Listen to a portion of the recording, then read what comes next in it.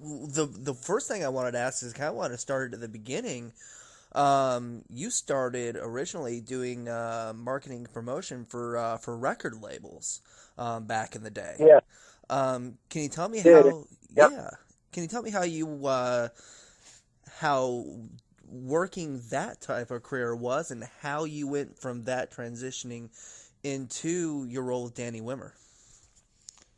Well, the story is that yes, I was at record labels for 16 years, and what I always got most motivated and excited by was when a band was on tour and the live experience.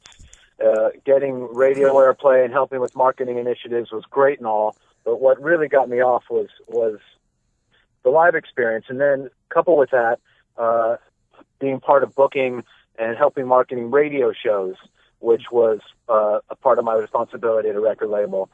So when when I was thinking about my next phase in life, I partnered up with two partners, Danny Wimmer included, and we formed what was called Right Arm Entertainment, and we started Rock on the Range with AEG Live, 50-50 split, and obviously that, which on Rock on the Range being our mothership, we were able to expand, and Danny and I moved forward, and our other partner, Dale Williams, left the organization on his terms, and so Danny formed DWP, and I came under that, and we've now have festivals, Rock Allegiance, Louder Than Life, Welcome to Rockville, Aftershock, in addition to Carolina Rebellion, Northern Invasion, and Rock on the Range, to name a few.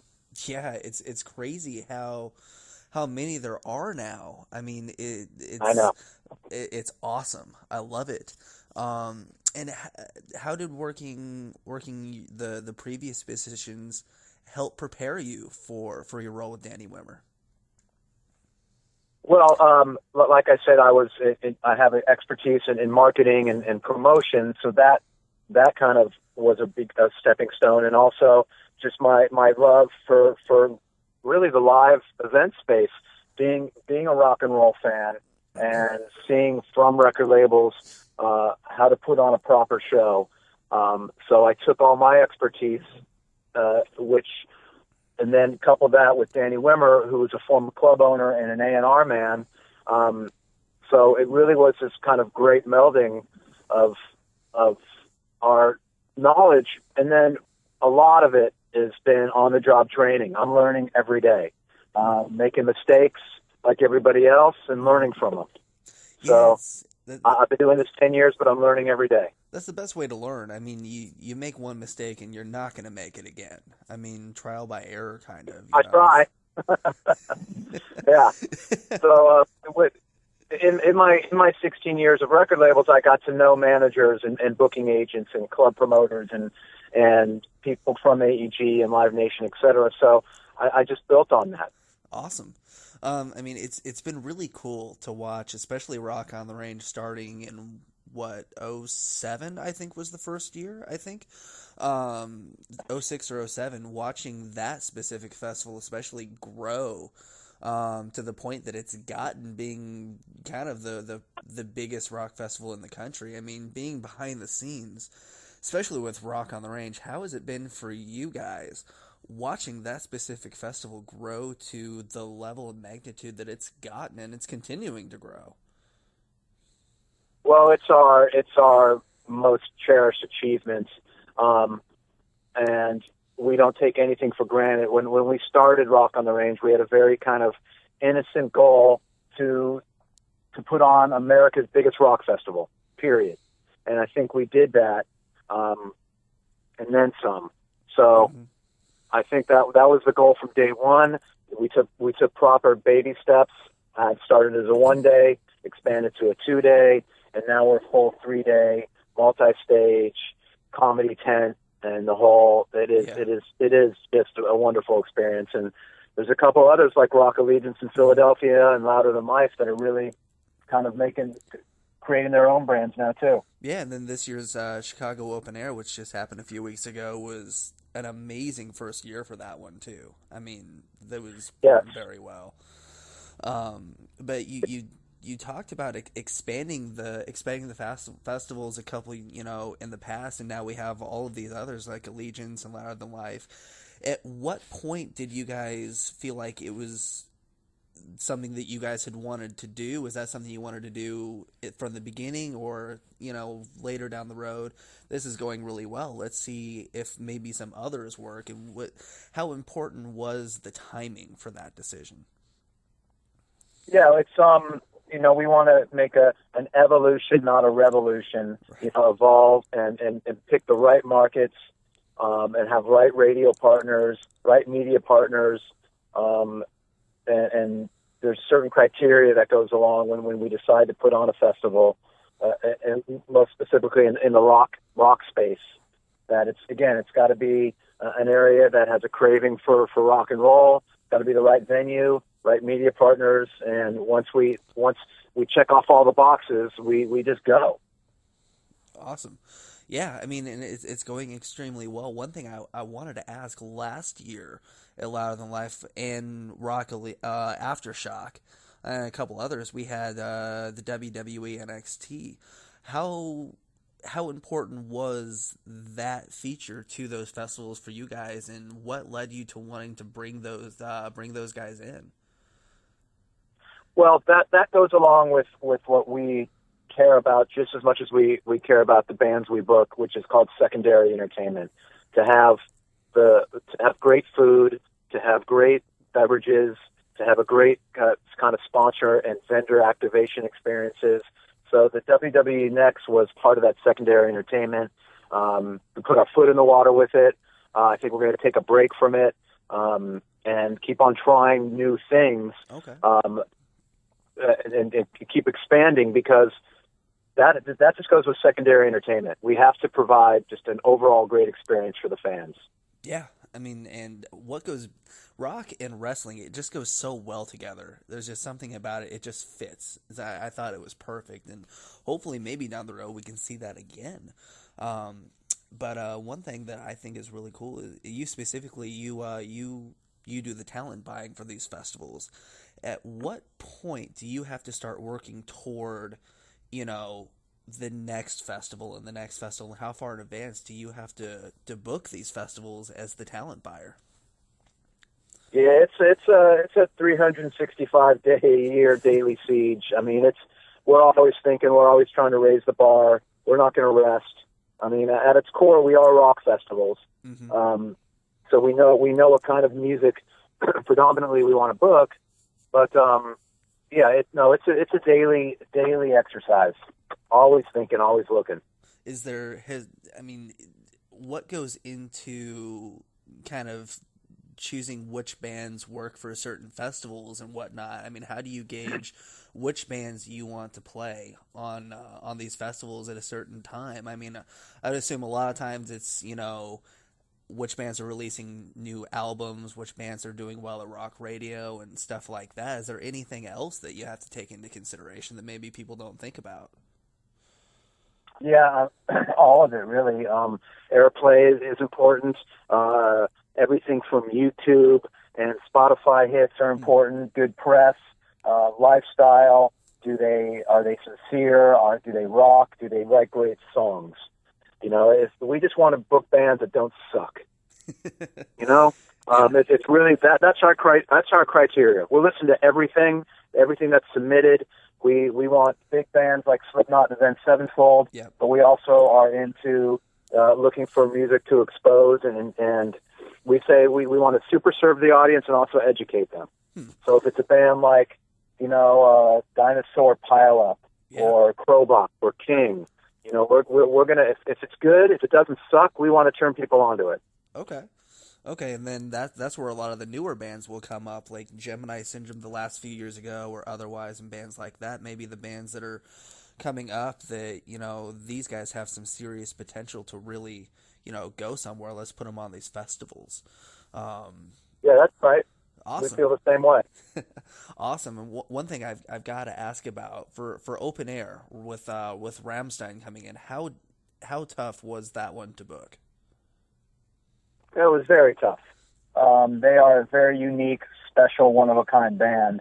And with Chicago Open Air, we made it a point to kind of go a little harder with that festival than maybe others. Because look, there's Lollapalooza, there's Riot Fest, there's Pitchfork, there's some really good festivals in Chicago.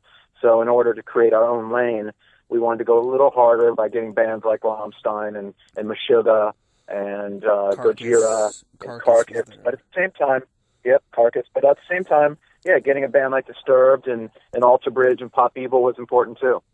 Awesome. So with the fall festivals, I know there's Louder Than Life and Rock Allegiance, and especially in May with how many festivals in April and May. How important or how tough is it to keep each of those festivals unique to themselves and with their, because obviously with a lot of them the lineups are going to overlap, but there's a lot of them that are, very unique. With Allegiance, that Alice in Chains is there, then Louder Than Life the next month, it's a completely different lineup in some ways too. Is it tough to keep them unique to themselves when they're so close? Yeah, it is, and that's something we care deeply about.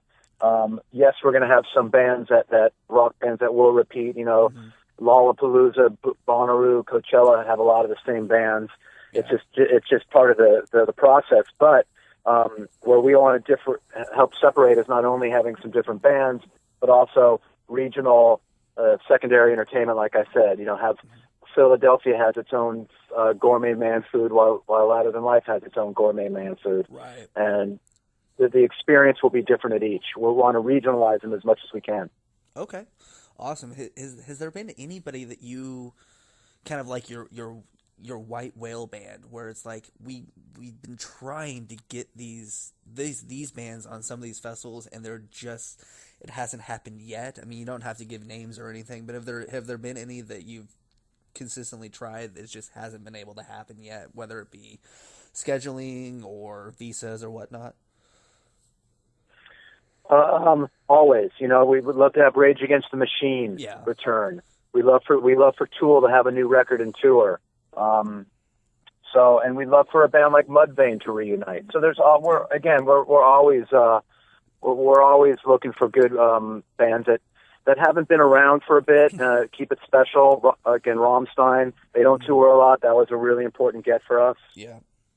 Yeah, definitely. And speaking of bands, it was.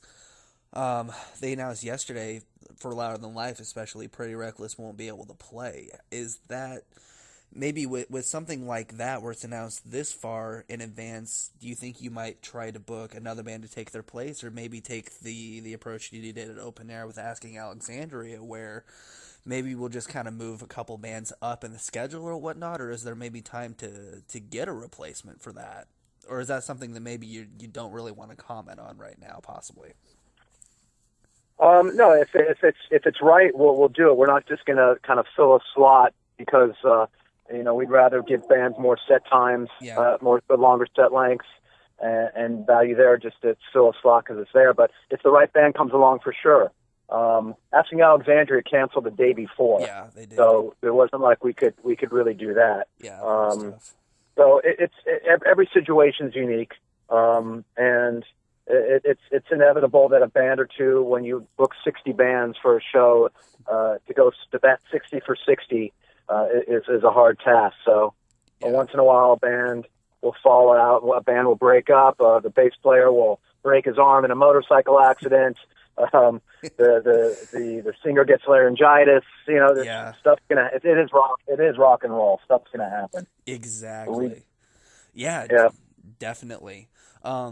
Finally, I mean, the last thing I wanted to ask you about is, in today's music world, I feel like, and I think a lot of people feel like, rock doesn't get the justice it's deserved in a lot of ways, whether it be sales or radio play. Rock radio there's not as many out there, but especially the Danny Wimmer Presents festivals seem to be really doing a lot to keep rock and roll going and alive and going strong and really doing it justice.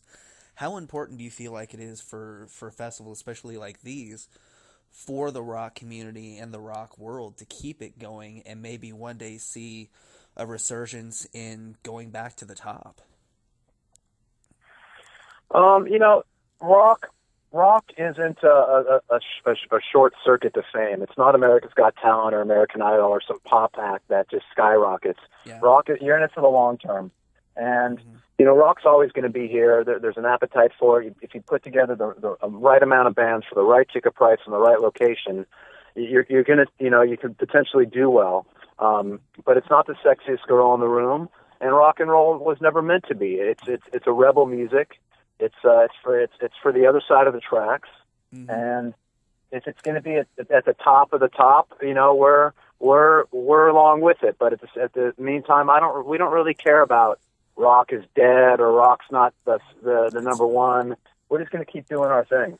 It's not dead. It's there. It's here. It's still strong, and I feel like rock is still the best genre of music in all of music, because I feel like it's the most genuine, and the most real thing that there is with music.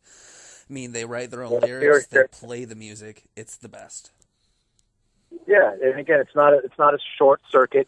Things are going to go up and down, and rock and roll is just going to keep on grooving along the tracks. Exactly. I couldn't agree more. Man, Gary, thank you so much for taking time to talk to me. I know we got the times mixed up a little bit on my end, and I apologize for that again. But, man, this has been great, and, hopefully we'll be able to connect it again down the road. But thanks again. I appreciate it. I love it, man. Thanks for your support. Thanks a lot, man. Anytime. We'll see you soon. Okay. Later. Later.